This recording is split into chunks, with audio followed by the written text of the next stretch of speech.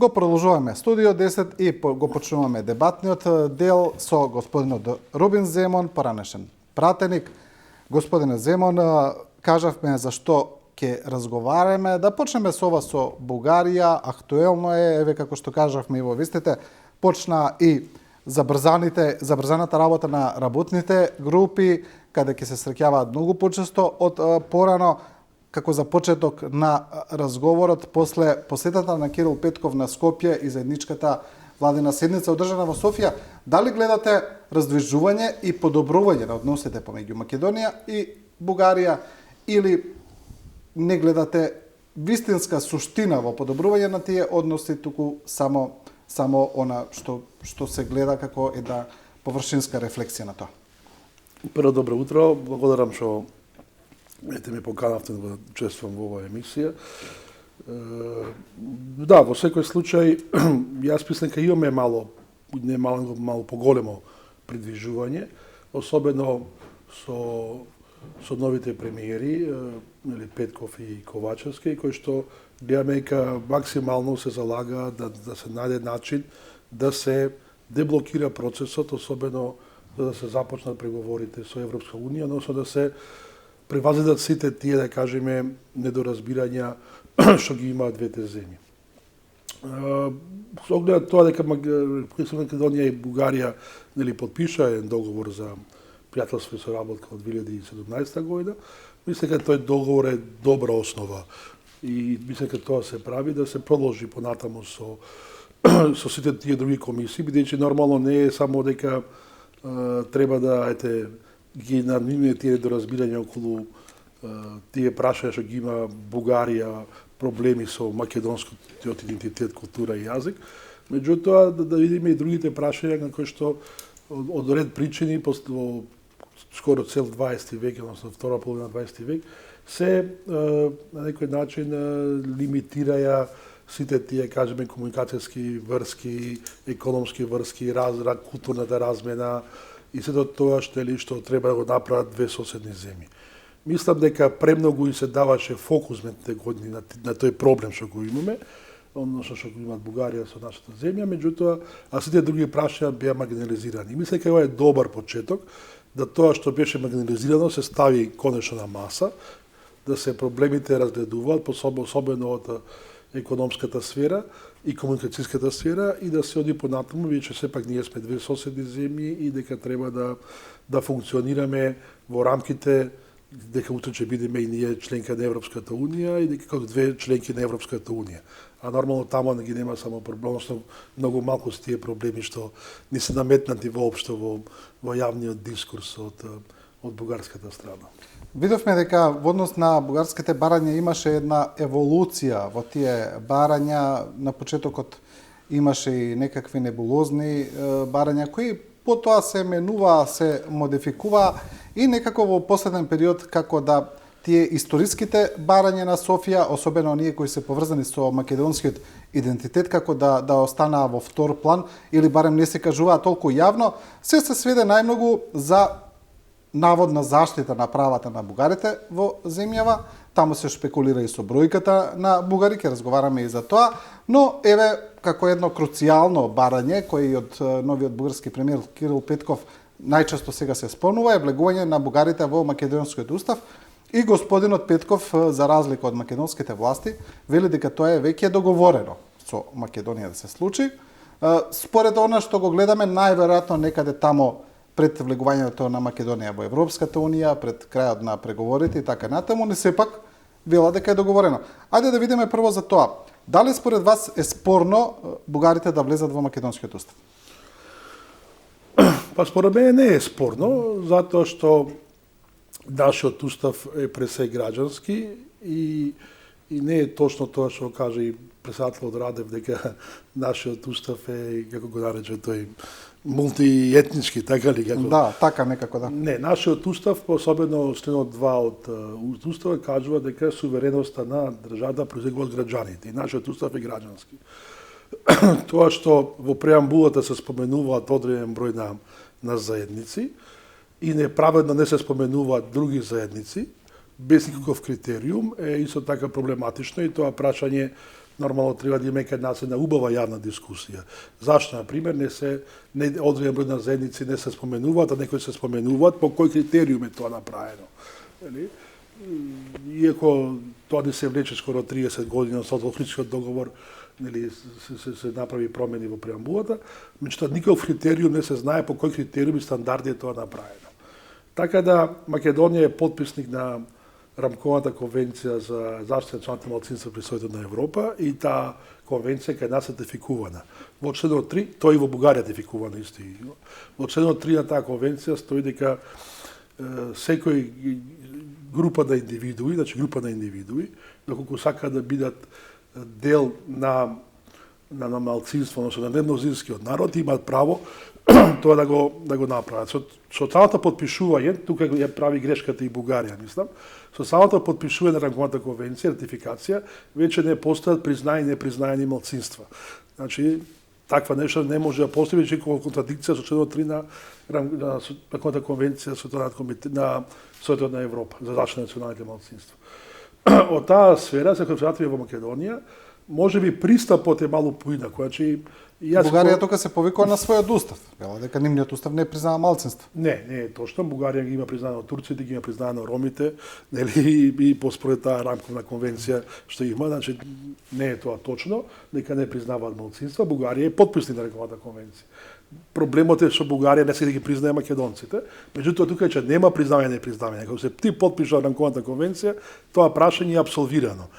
Нели? Така да и Бугарија ги има тие, кажеме, 16 пресуди од Европскиот суд за човекови права, каде што во суштина се работи за негирање на правото на луѓето да се организираат, да се здружат македонците во Бугарија, да ги осигурат идентитет и можеше да говориме малку пошироко за тоа.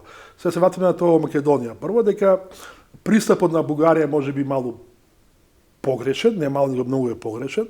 Значи, Македонија и Бугарија нема договор за заштита на малцинствата во своите територии. Македонија има таков договор напричено со Хрватска, на пример, за заштита на македонско малцинство во Хрватска и заштита на хрватско малцинство во Македонија. Таков договор има Македонија со Хрватска. Имавме и со СР Југославија за србите и црногорците, меѓутоа тој дел со црногорците воопшто не е испочитуван од наша страна. Тоа е друго прашање. Меѓутоа, ние немаме, така да кажеме, билатерален договор меѓу Бугарија за заштита на малцинствата. Така што единствено на бугарите во Македонија останува да се слободно, тие се изјаснуваат слободно, да се организираат и тоа да го побараат преку нашите институции или нели да влезат во извештаите на Советот на Европа и тоа да влезе. Во извештаите на Советот на Европа за Македонија доста проблематично и тоа неколку пати го кажала и Социјален комитет на Рамковата конвенција, тие што треба да се влезат во уставот се египчаните и хрватите. Се мало се спомнува во еден извештај и торбешите, меѓутоа црногорците, слушам се црногорци кажуваат, за жал не се спомнати, што тоа не значи кај не треба да бидат. Меѓутоа во тие извештаи што како врсек има Македонија, засега се египчаните и хрватите и да се реши прашањето со торбешите. А ова другото прашање што е со Бугарија, значи досега во ниту еден извештај за Македонија која станува збор за извештаите на Рамковата конвенција или пак извештаите на Комесарот за човекови права, никаде не се спомнало за бугарското малцинство кој има проблем. Ето прв пат се појавува и потврдно тоа не доаѓа автохтоно од бугарите во Македонија, доаѓа од премиер или председател на соседната земја. И тука може би е малку погрешен пристапот и јас мислам дека единствено што нашите институции треба да направат тоа да кажат дека треба да се обратат автохтоните, да кажеме, граѓаните на нашата земја, да се обратат до институциите, дека сака да има признавање. Да, тоа е кажано до сега дека тие не се обратиле. Тие не се обратиле до сега, доаѓаат притичкот од другата земја. Тука е проблематично, да. мислам. Добро, во однос на за разлика од македонците во Бугарија, кои што тоа го барат од како граѓани на Бугарија од бугарската држава. Ќе зборуваме за тоа сега. Прво сакам да ве прашам во однос на влегувањето на бугарите во уставот, што би било спорно според некои аналитичари и тука личности во јавниот живот кои зборуваат за тоа. На пример, еве, во ова студио минатиот вторник ваш колега исто поранешен пратеник господинот Драган Данев зборуваше за оваа тема. Тој на пример вели дека за него е спорно Зошто повторно да се отвара македонскиот устав? Вели колку пати ќе се отвара македонскиот устав, на секои десетина години се отвара за некакви прашања. Вели тоа е несериозно за една држава, ностоп да го отвара, ностоп да го менува уставот, за разлика од други држави кои тоа не го прават, речиси, никогаш. Еве, например, тоа е едниот спорен момент за влегувањето на бугарите во уставот. Па и за влегувањето, еве и за другите малцинства кои вие ги спомнувате. Значи, последен пат кога се отвори уставот, ја бев пратник тука и се менуваше преамбулата и тогаш имаше иницијативи повторно од египчаните и хрватите, црногорците, да се чим се менува да се внесат тие, дури имаше и некои разговори, премиерот тогашен Заев рече дека сега да не го оптеретуваме, што се отварат многу други прашања. Значи Македонија има прашања за решавање, нека нема прашања за решавање. Не се сите прашања Македонија решени па да не се отвараат. На крајот на Христа уставот не е ниту Библија, ниту Куран или некоја света книга, уставот е за граѓаните.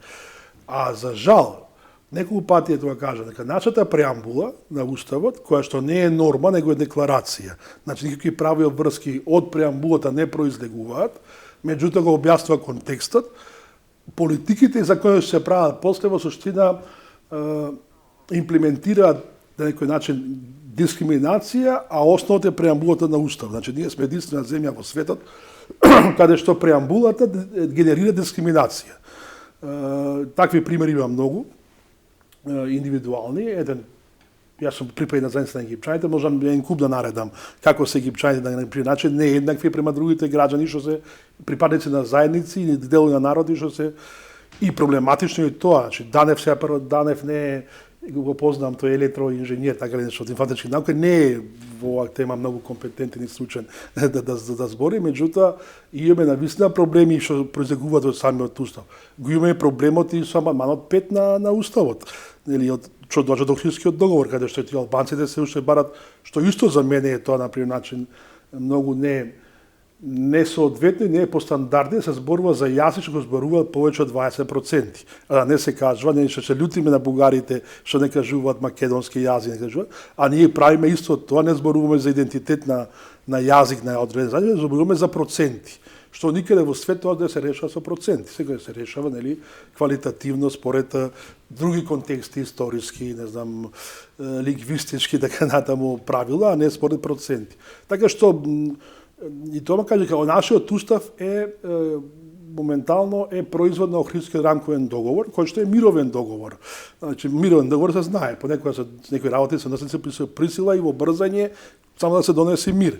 А една убава дебата за тоа, ние имавме лани 20 години Охридскиот договор, некаде се отворија добри дебати покрај славените, каде што треба да се тој Охридски договор на некој начин дополни, да се ревидира, да се не знам, да се направи. Имаше некои дебати, меѓутоа не се со тоа продолжи до крај и мислам дека сега можеби е време да се отвори во нашето општество убава дебата.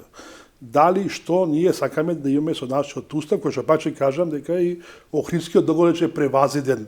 Не од тоа што се исполнува правата на една заедница, меѓу превзаден поради некои стандарди што таму се ставени, а се решени во нашиот устав, поготово кога станува збор за овие, кажеме, етнички прашања. Прво име небулоза, пак ќе кажам, во преамбула на уставот зборуваме за делови на народи, така, власите и ромите не може да бидат дел од народ, и не може да бидат народ, антрополошки, да кажеме, социолошки, а од друга страна во нормативниот дел зборуваме за заедници, нели во уставот, а едно со друго нема никаква врска, дел од народ и заедница, а заедници не мора да бидат само етнички, може да бидат и религиозни, етнокултуролошки, не знам, ЛГБТ, така натаму, значи имаме прилично недоречености во врска со тоа. И убаво се моментов да отвориме на дебата и да ги решаваме овие работи во наш македонско општество.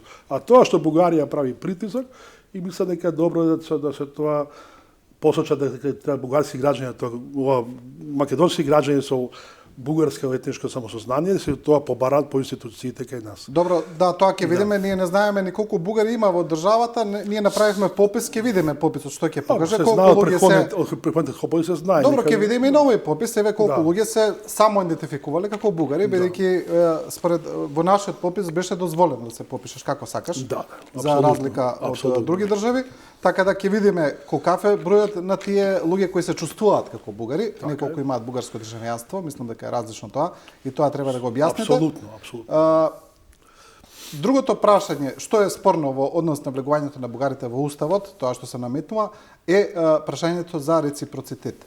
Дали доколку во состојба кога Бугарија не го признава македонското малцинство, има 14 присуди на Европскиот суд за човекови права, 16, еве ме поправивте. Како во такви услови Бугарија бара да се признае известно право во друга држава, а не го признава истото право во сопствената држава?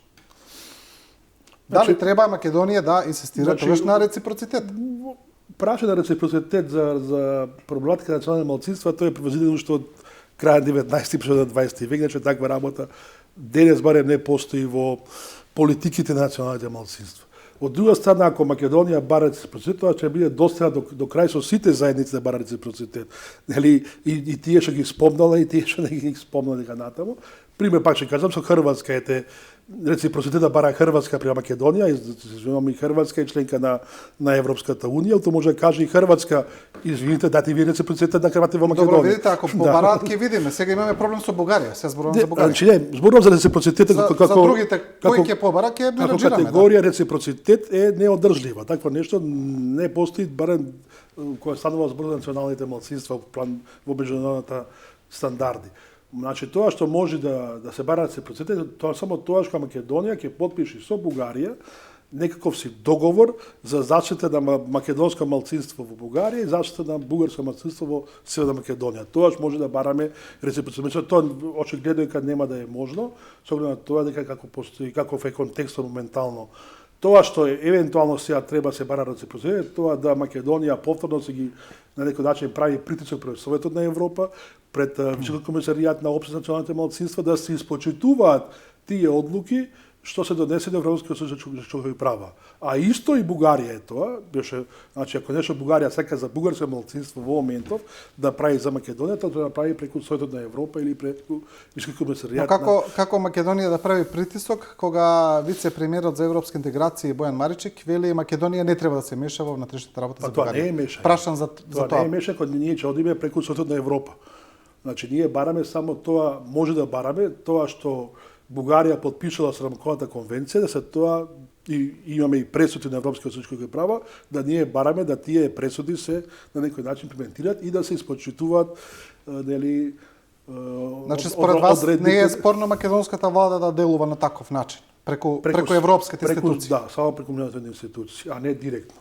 Иако и тоа не е спорно, сега тоа мешање е прилично сложна категорија, меѓутоа ние можеме на некој начин да држиме контакти со македонците за Бугарија, никој не може да забрани, ете дојдоа председателот, може да се прават и други проекти, тоа не е мешање во Еве пак сега ќе спомнам Хрватска, колку многу проекти има Хрватска за хрватите надвор од Хрватска, нели, што ги финансира самата држава Хрватска ги финансира, па дури во Македонија овде, тоа никој начин не може да се фати како мешање во работите на некоја земја, ако ти својата да кажеме не е дијаспора, но својот деловите од својот народ ги на некој начин им даваш логистика, заштита на културата, на јазикот, тоа во некој случај не може да се разбере како мешање. Проблемот е што кај нас овие проблематики никогаш не биле сериозно разработени во нашата земја и цело тоа е како периферно, ниту имаме стратегија за таа работа, ниту нешто се работи, тоа е наш проблем личен овде.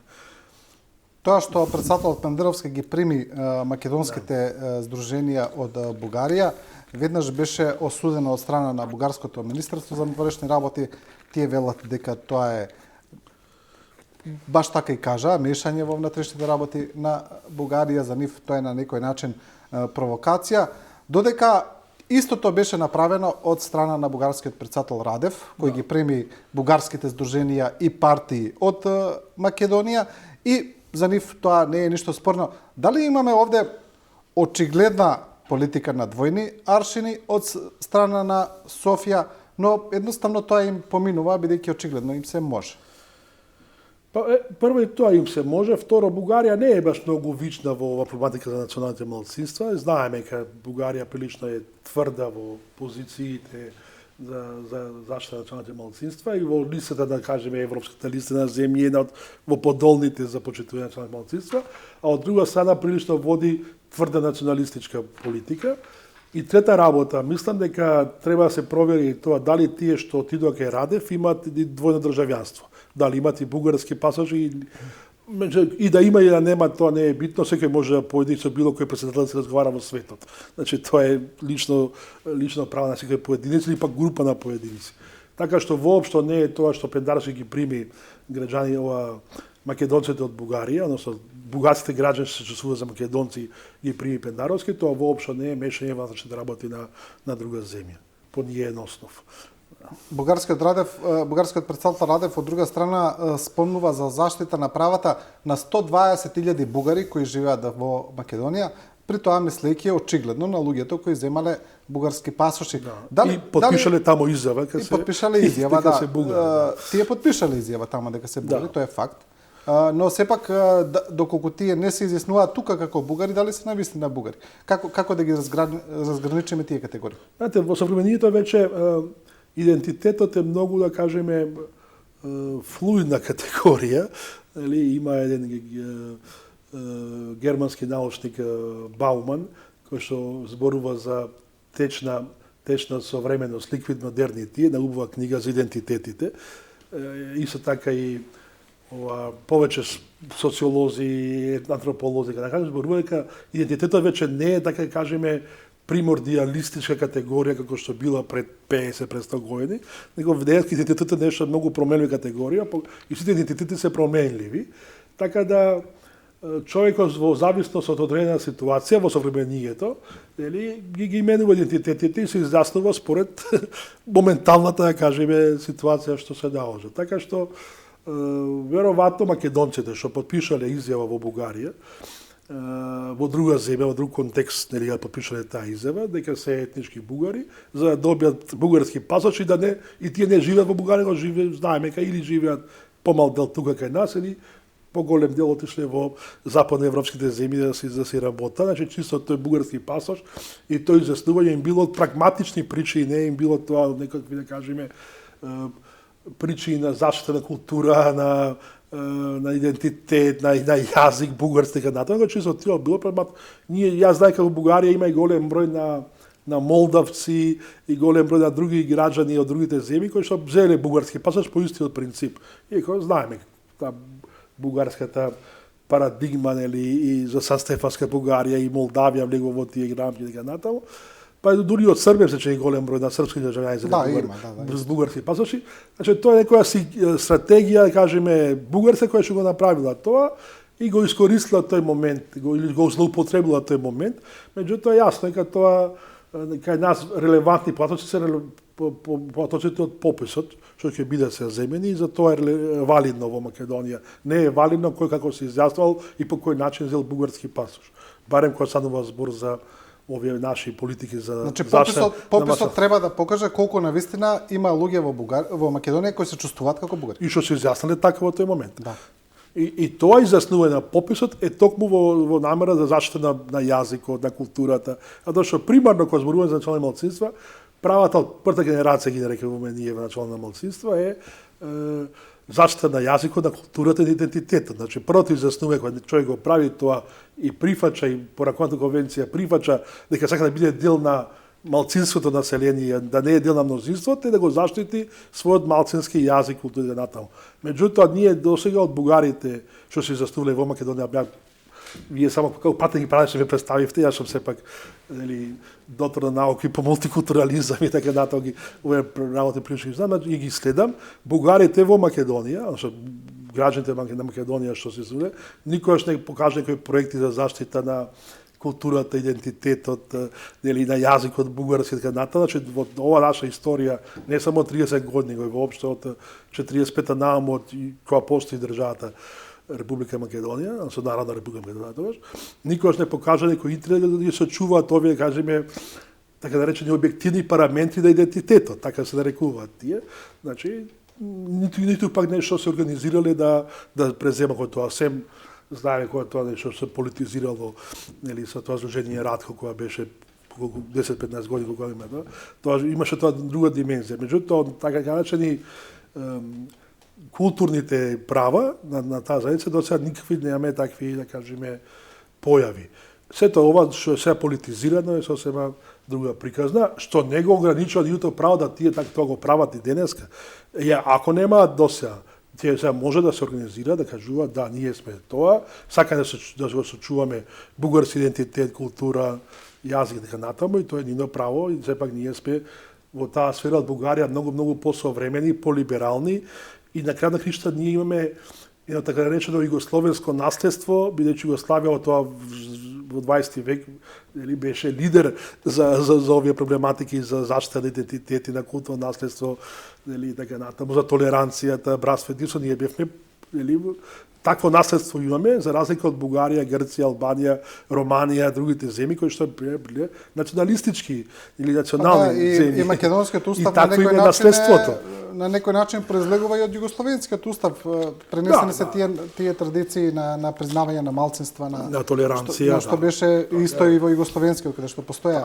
Во однос на уште едно прашање за ова за пописот, бидејќи уште сега бугарските политичари велат, веројатно очекувајќи и знаејќи колкав ќе биде бројот на бугарите на пописот, дека сепак тие не смееле да се изјаснуваат поради притисоци, поради жигосување, поради предрасуди, дека не смееле да се изјаснат како бугари, па од сега како на некој начин да го одредуваат, да прават оправдување за тоа колкав ќе биде бројот на бугари на пописот. Да, меѓутоа немаме емпирија за таа работа. Значи, мора да има секој кој што бил спречан, имал притисок да се изјасни дека натаму, тој треба да го пријави во соодветни институции, невладени организации, кај нас постои Хелсински комитет, кај нас постои амбасада бугарска на крајот на кришата, може да појат бугарска да поднесат дали представка, може да појат до Европската унија, може да појат до ОПСЕ, каде се канцеларија на ОПСЕ или има, значи ето јако пример за заедница ги човек, кога нешто сме имале такви проблеми, нели сме го тоа пријавувале и во државни органи, и сме го пријавувале во амбасадите, и во Европската унија, и во ОПСЕ, сме го пријавувале, значи има емпирија, има за тоа некоја си архива. А ака преку нож да кажува од друга земја која кажува, без да има емпирија, мисламе се нерелевантно. Така што, пак ќе кажам, треба малку да се поработи на вакви докази, аргументи, дали на вистина бугарите во Македонија биле загрозени, асимилирани и така натаму. Сепак за тоа мора да постои и архивска граđа и докази. Да, добро. Да видиме малку сега за внатрешната политика, за ова старо барање која сега повторно се актуализира Македонија како една изборна единица. Ново е тоа што опозицијската ВМРО ДПМН вели дека сега го прифаќа тоа барање кој произлегува од неколку помали политички партии кои се дел од владата. Знаеме дека во минатото кога ова барање дојде и формално во собранието, беше тогаш по предлог на СДСМ, тогаш па беше одбиено од страна на ВМРО ДПМН и на ДУИ. Како не предлог беа помалите партии. Но беше поддржано од СДСМ. Да, беше поддржано од СДСМ, да. Беше одбиено. Сега ВМРО ДПМН како да се предомислува, што мислите зошто е тоа така сега во овој момент? Па не знам зашто тоа треба да ВМРО се предомислија, меѓутоа јасно и доаш пред 3 години кога го покренавме, ова беше тоа подпишано 17 пратеници. Имаше и пратеници од ВМРО некои, ама тие така наречени или што не се согласува со Мицкоски, нели кој што се гледа таа потреба Македонија треба да биде една изборна единица подолго време, не е само ова. Значи мислам дека и пред 10 години имавме една иницијатива неколку помали партии да се промени изборниот модел дека натаму, што мислам дека се повеќе и повеќе луѓето го сваќаат. Ме радува тоа што кај албанскиот блок не се веќе сите тврди во тоа, некои на партии и од тие 17 пратеници имавме се чини тогаш пратеници од Алтернатива или од Безна, не се сеќавам точно, кои што потпишаа дека сака да биде Република Македонија една изборна единица, од проста причина што нели станува збор за избор на парламент. Нели, во парламентот еден пратеник не може да биде само јас се интересирам и тоа го слушавме овој период до сега. ете јас кога сум дошол од изборна единица број 5, значи ме интересира само гласачите од изборна единица број 5. Не може тоа така. Значи во парламентот се носат национални одлуки, нели се менува или се донесува устав, закони што важат за цела држава, а не само за граѓаните од изборна единица број 3, 4, 1, 5. Така што од таа причина ние мора да имаме за тој парламент да сите граѓани гласат под еднакви услови и да гласот им вреди под еднакво на сите граѓани на територијата на таа држава. Не може еден пратеник во единица, нели, за да добие пратеник, тоа го имаме од сите претходни циклуси, во единица вреди многу повеќе или во четврка, а во шеска вреди многу помалку да се добие пратеник. Не знам, со 5-6 гласови таму се станува пратеник, а вамо треба 10-11 гласови да се стане пратеник. Зборувам за последниот по тој Донтов модел кога се прави, не зборувам за просекот. Така да тоа го донесува да биде гласот нееднаков на сите граѓани. Значи еден граѓанин од петка, од шеска се изведам вреди повеќе од глас од граѓанинот што е во четврка или во единица. И тоа веднаш доведува до неравноправност, нели, во општеството. Со оглед на тоа дека јас сум еден од тие што се залагавме и што го креиравме таа стратегија за едно општество, услови за едно општество е да имаме да бидеме сите еднакви во гласот. Што една изборна единица доди. Втората работа се јавува тој проблем на тие изборните границите на изборните единици, прилично е проблематично. Ние видовме на последните избори Дебар и Маврова Ростуше последниот ден на парламентот што повеќе пред да се распушти се изгласа да се префалат од шеска во петка поради, не знам, таму објаснувањето беше бројот на гласачите се менувало, иако попис сме немале. Нели, сами се измисли дека по избирачкиот список, нели, бројот на гласачите е повеќе од 5% да се направи некоја си ускладеност, така стои во изборниот законник. Меѓутоа, кога се гледа реалноста после што доаѓа со излезеноста е многу помала од тоа што е и различно од тоа што се кажуваше. Тоа се треба малку подлабока анализа тоа се направи, ако повторно останува и се прават поделби на изборните единици. За да немаме вакви проблеми, најефективното решение е Македонија да биде една изборна единица. И мисля дека тоа го сватија и некои други структури го сваќаат полека, дека секоја поделба на изборните единици носи нееднаквост во парламентот и нееднаквост во општеството.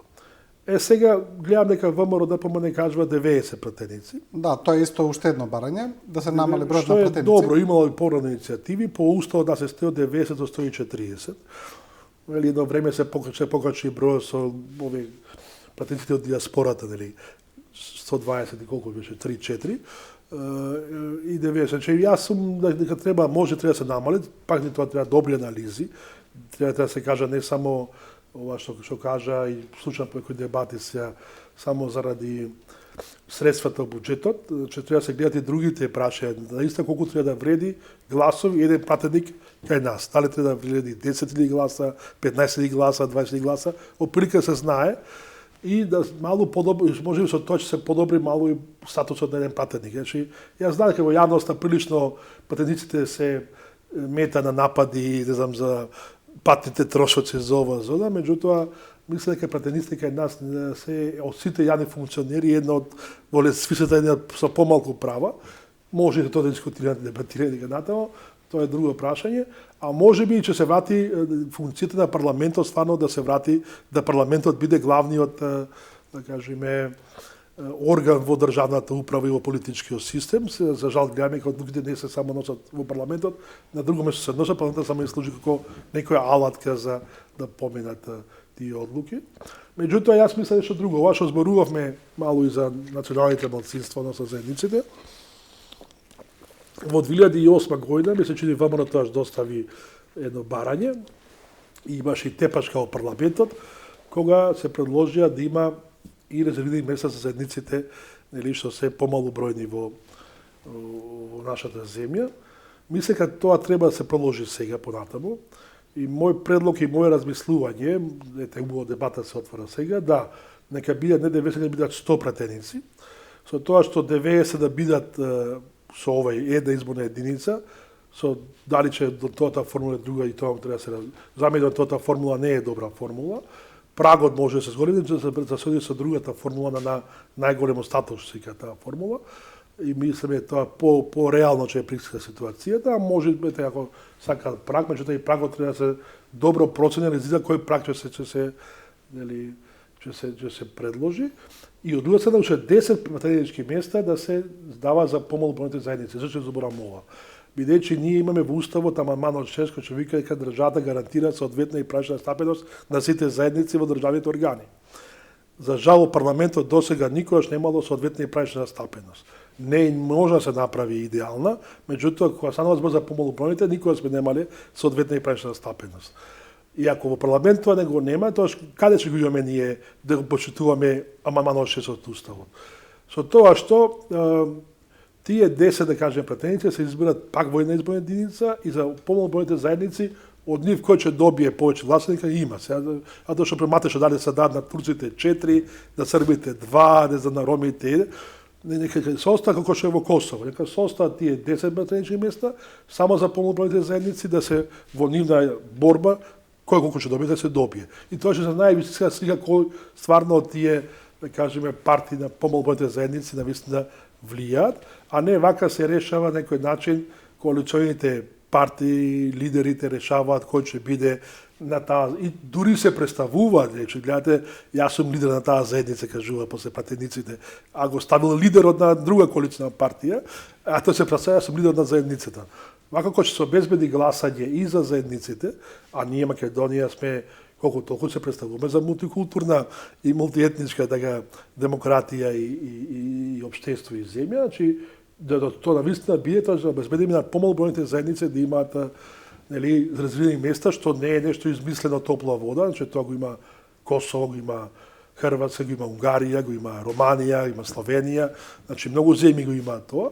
Значи не е нешто да измислено топла вода, а ќе обезбедиме стварно да имаме еден порепрезентативен парламент. И така што јас сум за значи се намалува да биде на тоа на 100 пратеници, 90 да бидат вакако што е за една изборна единица за овие граѓански, да кажеме во наводници, партии и да имаме 10 места резервирани за помалобројните, овие што се по 20% заедници. Во однос на една изборна единица, ако направиме анализа на развојот на ова прашање, ова одамна се зборува, не е сега, значи рече се на секои избори прашањето, пред избори прашањето се враќа, се дебатира, се дискутира. Обично секогаш го барале помалите партии, бидејќи на нив повеќе им одговара, полесно е да влезат во собранието. Сме имале случаи кога партии добивале по 30, по 40.000 гласа, немале пратеник во собранието, бидејќи гласовите им били распрснати. Сега се чини дека имаме една интересна еволуција на ова прашање, како што спомнав, во минатиот парламент во кој вие бевте пратеник, тогаш поддршката доби, тогаш иницијативата доби поддршка од СДСМ како една да речеме поголема политичка партија. Сега иницијативата доаѓа и од ВМРО-ДПМН, значи друга голема политичка партија, и известно е дека доколку дојде до измени на изборниот законник за ова прашање, дека мора да има консензус за тоа, дека мора да го решат сите поголеми партии од македонскиот и од албанскиот етнички кампус, но ми се чини дека таа идеја се уште нема поддршка од ДУИ, како исто еден друг голем важен фактор за ова прашање. Мислите ли дека тоа може да се смени на некој начин, бидејќи без поддршка од ДУИ, па еве и од другите, Алијанса, БЕСА, дека тешко може да се смени изборниот законник за ова? Па, мислам дека СДСМ не е сега против, СДСМ никош не било против. Па, според официјален став не се. Кажува дека треба консензус, пошто ги го знаеме искуството од минатиот пат. Значи ВМРО не дека беше многу против, меѓутоа тоа што ја блокираше иницијативата беше ДУИ, заедно со ВМРО доставија околу 6000 амандмани. Нели? А Талат Џафери како председател на собранието правеше многу обструкции и да има јавна расправа, па се сеќавате Кирацовски изјавуваше че има расправа треба на степениците ако не даваат Талат Џафери сала. Се сеќавате кога значи обструкциите доаѓа од ДУИ, ВМРО само поднесе амандмани и го дополни тоа што го правеше ДУИ. Меѓутоа во јавност се излезе дека ДУИ не голем пратеник, ова противник на таа работа. Ако се сеќавате и 2008 година кога се бараше, кога ВМРО бараше резервирани места за помалите заедници, ДУИ исто така направи инцидент, тепачка имаше собрание, се прекина таа расправа, што го главном Тие го објаснуваат тоа за било која промена на изборниот модел без консензус ќе го наруши ќе наруши Охридскиот договор, а поготово кога се научи збор за разини месеци го наруши Бадентеровиот принцип.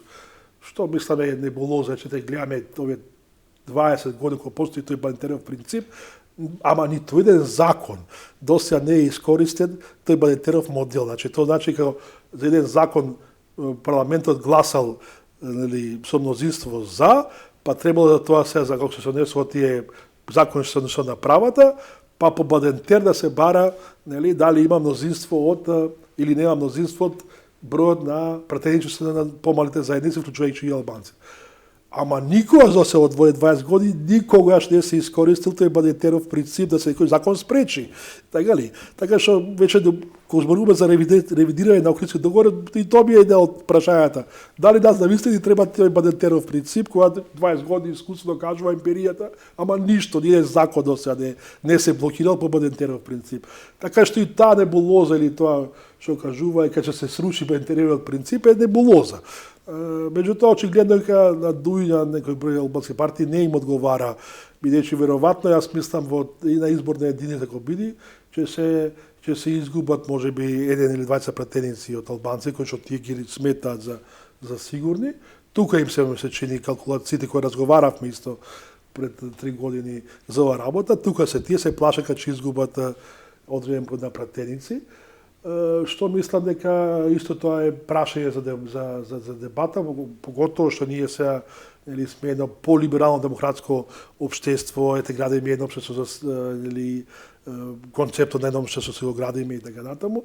Мислам дека да зборуваме се уште за етнички пратеници, мислам небулоза и треба да размислуваме. А добро е тоа што гледавме и од ДУИ и од другите албански партии, па и од 10 партии македонски ВМРО веќе размислуваат за заеднички кандидати и кандидатски листи без разлика на етнички идентитет. Така што мислам дека и тоа може че треба време да се превазиде. Мислам дека сега ВМРО малку тоа го користи популистички за да ги придобие помалите партии, а сериозно мислам дека не размислуваат тие за една изборна единица, повеќе им е вака. Од тоа што јас сум разговарал со представници на ВМРО, тие најповеќе и сакаат на тоа да биде мнозинскиот модел да се врати во Македонија. Ова што кажуваат сега, мислам дека не стојат цврсто за тоа да биде една изборна единица. Повеќе им е да ги придобијат. Може би грешам, меѓутоа сакам да ги чувам аргументите. Ја чув пред некој ден и професорка Силјановска, која веројатно е една од поборниците за варата, меѓутоа некој аргумент цврст не слушнав, зашто сега ВМРО е за една изборна единица. Не го чув аргументот. Чисто само зборува за за некои си други прашања. И навистина сакам да чувам зашто ВМРО го смена ставот сега. Ја по моје мислење дека сепак тоа му е некој популистички, видоа и тие. Имаше анкети пред 2 години дека мнозинството на населението, имавме интерни анкети, е за една изборна единица, е за отворени листи, или преференцијални листи, и тоа е расположените народот. Сега авангардна тоа се јавија, да кажеме, помалите партии, не е само сега, како што кажавте вие, уште кој е направен овој изборен модел, има критики на оваа работа. Сега веројатно сакаат да јават на бранот на популарност, дека сака народов, граѓаните сакаат една изборна единица, веројатно сега и ВМРО малку удира, а го користи за да се свикат превремени избори, што мислам исто така е прашање. Меѓутоа, ако сериозно се размислува кои да бидат изборите, сега е време со тоа смени. Сега е овој период е време, те кажат малите партии во парламентот што седи до април, така ли даваат рок, да се нешто промени, че сега навистина е време сега.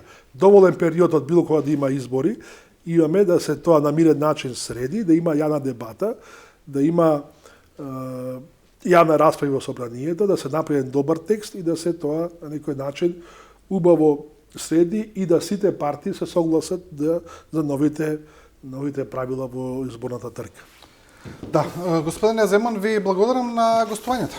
Благодарам на вас, мислам дека не бев досаден.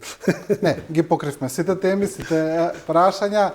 Ова беше господинот Рубин Земон во првиот дел од дебатата на Студио 10. Емисијата ја продолжуваме со професорот Драган Даниловски, епидемиолог, за актуелните прашања поврзани со корона пандемијата. Со разговорот ќе продолжиме веднаш после рекламите.